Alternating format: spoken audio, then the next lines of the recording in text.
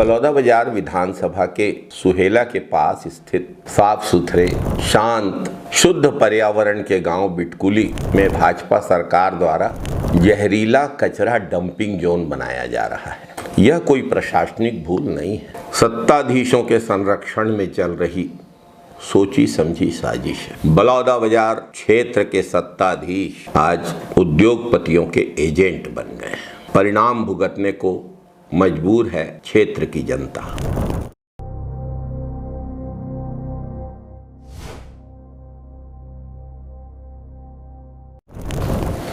नमस्कार साथियों, 15 जनवरी 2026 से बिना किसी सूचना के, बिना गांव वालों की सहमति के, बिना किसी वैधानिक आदेश के शहरी इलाकों का प्लास्टिक युक्त कचरा बिटकुली से लगे खदान क्षेत्र में और सड़क किनारे खुलेआम डंप किया जा रहा है। ये सीधे सीधे गांव वालों की सेहत पर, गांव के पर्यावरण पर और आने वाली पीढ़ियों के भविष्य पर हमला है। भाजपा सरकार मंचों से स्वच्छ भारत की बात करती है, लेकिन हो क्या रहा है?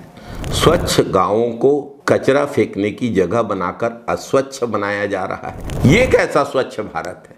अब क्या गांव शहरों का कचरा फेंकने की जगह बन गए? सड़ा गला जहरीला अपशिष्ट बिटकुली में डंप किया जा रहा है। क्या बिटकुली को भाजपा सरकार ने डस्टबिन समझ लिया है, कूड़ा घर समझ लिया है? एक अच्छे भले फलते फूलते हंसते खेलते गांव को कचरा घर समझ लेना और वहां पर शहरों का कचरा फेंकना क्या उचित है?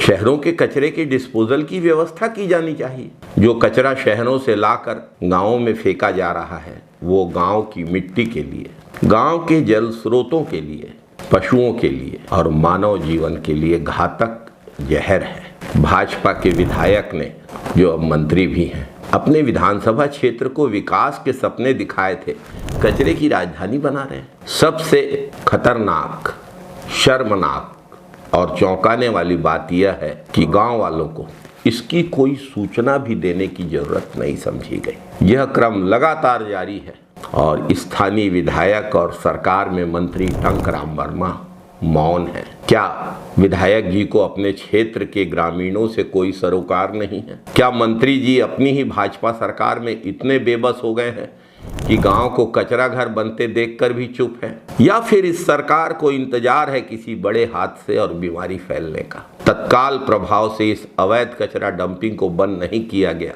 तो आंदोलन होगा, धरना होगा, चक्का जाम होगा, जिसके लिए जिम्मेदारी होगी भाजपा सरकार की, सत्ताधीशों की, भाजपा सरकार के जनप्रतिनिधियों की। जिला, संभाग और राज्य स्तर तक प्रशासनिक अमला सब कुछ देखकर मौन बैठा है और गांव वालों की आवाज भी कोई उठाने को तैयार नहीं है, तो इसके जिम्मेदार स्थानीय प्रशासन के साथ साथ विधायक और सत्ताधीश टंकराम वर्मा भी हैं। स्पष्ट और अंतिम मांग, बिटकुली में कचरा डंपिंग बंद की जाए।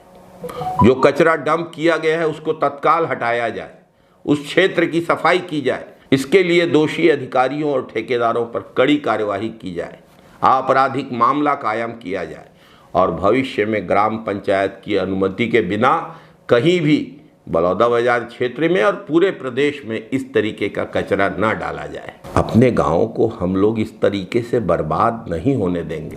भाजपा सरकार की लापरवाही और सत्ताधीशों और विधायक की चुप्पी गलत है। स्वच्छ बिटकुली हमारी पहचान है। स्वच्छ बनाए रखने के लिए क्षेत्र को और गांव को हम सब लड़ेंगे पूरी ताकत से।